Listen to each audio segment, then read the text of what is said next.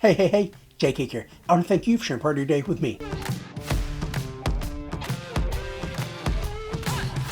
This is the third installment of 30 teams in 30 days. Therefore, we're going to the third place in the AL Central, the Cleveland Platinum Level Health Insurance Team, aka the Guardians, aka the Indians. They finished with a 76-86 record and had a negative 35 run differential. Much better than the two teams we've talked about thus far, but they still did finish third in the AL Central.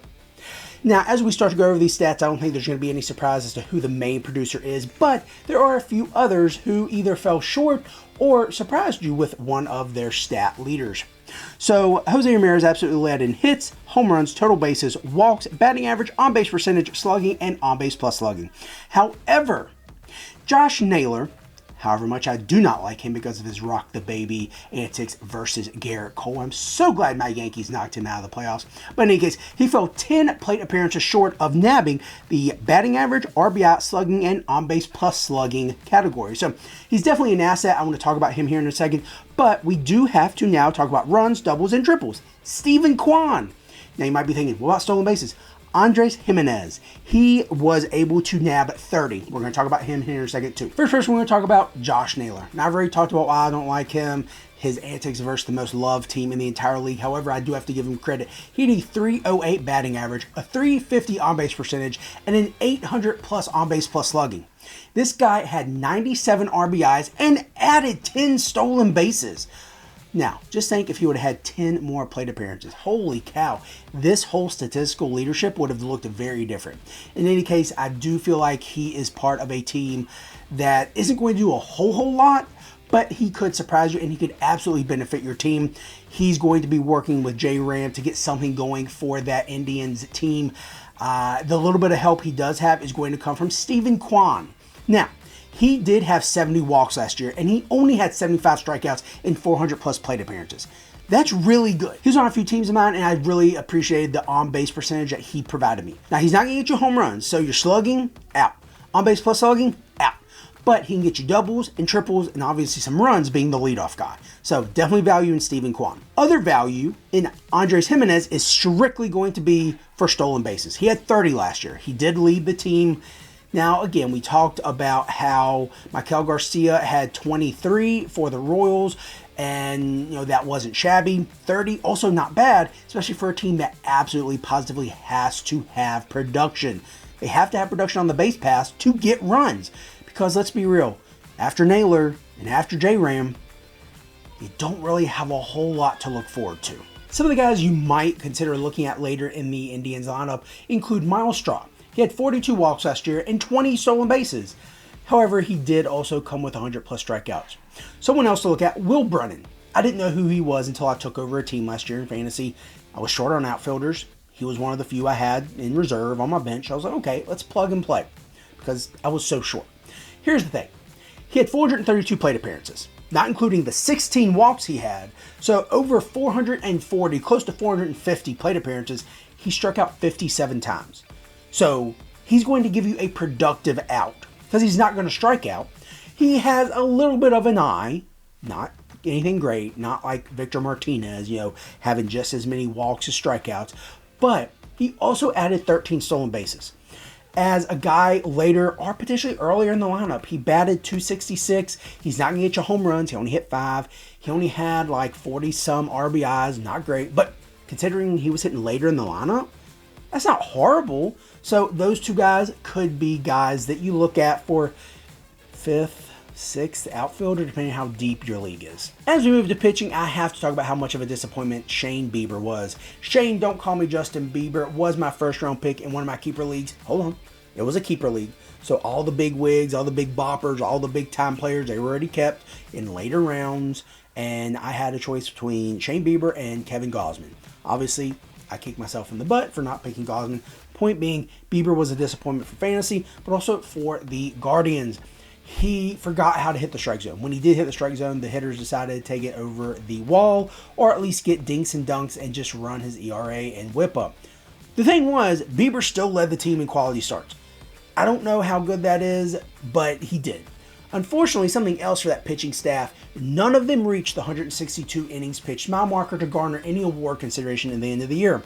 Well, with a sub 500 record, you're probably not going to have any pitchers gain any of those awards anyway. Point being, the leader for most of the pitching categories was Tanner Bibee. He led the team in wins, strikeouts, games started, and innings pitched. He pitched the most innings with 142. Ooh, yeah. Some of the other guys on that roster, some of the guys in that rotation that really just did not do well included Triston McKenzie.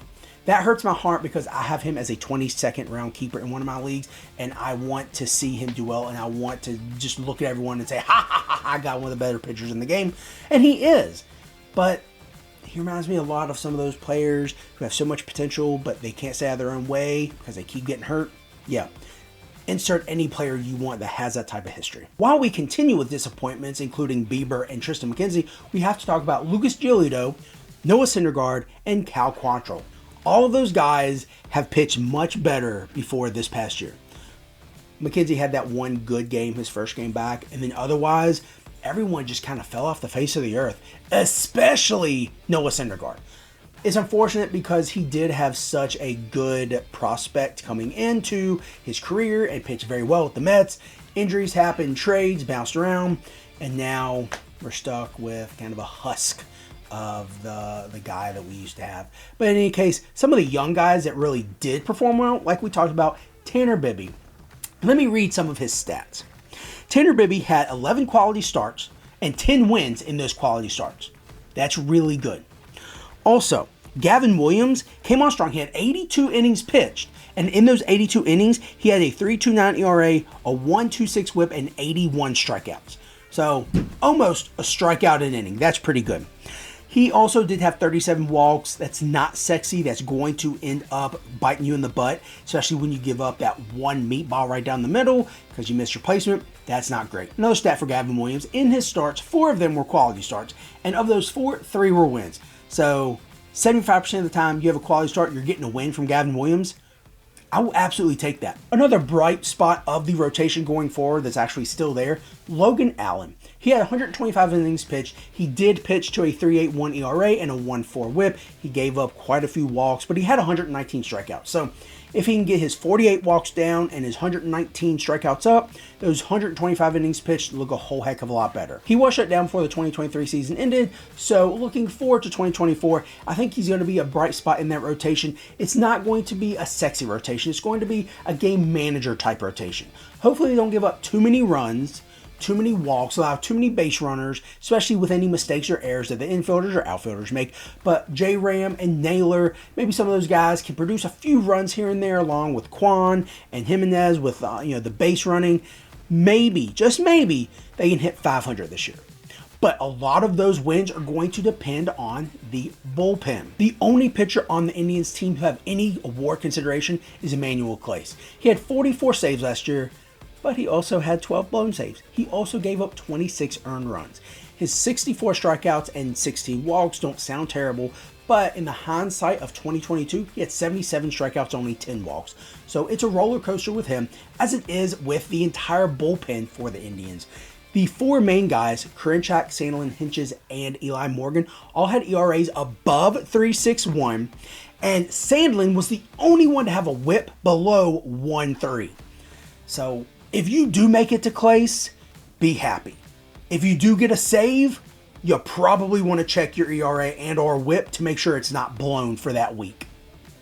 Now, as we get to the end of the Cleveland Guardians, there are a few people we want to talk about as far as additions and unfortunately subtractions. I do want to start with the subtractions first because Terry Francona did retire. That's unfortunate because I really liked him as a manager. I really liked him as a person in general, but he did retire. So, who was it? Stephen Vogt as the new manager. So we'll see how that goes. Someone else that left, that was a trade from last year, Aaron Savali. He was doing great for them. However, he was traded for first baseman Kyle Manzardo. Now, I feel like I already talked about a first baseman for the Indians. You're right, Josh Naylor. Now, Josh Naylor could very well go to play, DH. because Manzardo is pretty good. He's having a time, working through the minors, and he was one of the top prospects for the Rays. So the idea of getting Manzardo and Naylor both hitting in the same lineup could be exciting. Another pitcher the Indians lost was Cal Quantrill. That's not a loss at all. And he went to the Rockies. My money's on it right now. He's going to have a 6+ ERA if he is in the rotation. I don't foresee him being in the rotation, but I don't know. Maybe the Rockies saw something else on him. Some of the additions we talked about. Kyle Manzardo. Another one, Ben Lively. He pitched for the Reds last year. He had a few pretty good games. He was on my fantasy team a few weeks. So I'm excited about Ben Lively's opportunity in that rotation behind Bieber, Bibby. We talked about Gavin Williams, Logan Allen. So he could compete for a 5th spot. Austin Hedges. He's going to be back behind the plate. He's better defensively than offensively. So he could be an asset. Another guy, Esteban Florial. He came from my Yankees. Didn't really do a whole lot in the Yankees organization. So maybe he'll do something for the Indians. Who else did the Indians get from the Yankees? Oh, yeah, Clint Frazier. How'd that go? The last person, Carlos Carrasco. It's a minor league deal. However, I think all Indians fans have a spot in their heart for Cookie. He did have issues with his health a few years ago. Came back from that, pitch for the Mets. Wasn't sexy, but he's also coming off of cancer. He's also coming back from that year off from the league. So hopefully he does, put together some effort to be in the rotation for the Indians, at least for part of the year. He could very well be a reliever, and I feel like that might not be a bad gig for him, but those are some of the key additions and subtractions or departures for the Cleveland Indians for the 2023-2024 season. So as we wrap it up here, I don't think there's any surprise. Jose Ramirez is going to be the MVP of the team, but it's also going to depend on how the recovery of Tristan McKenzie is, how the bounce back for Shane Bieber is going to be, and how the development for both Tanner Bibby and Gavin Williams, and also Logan Allen, how their development is going to be. I think the team could be decent. They're going to be above 500. I'm going ahead and call it this year.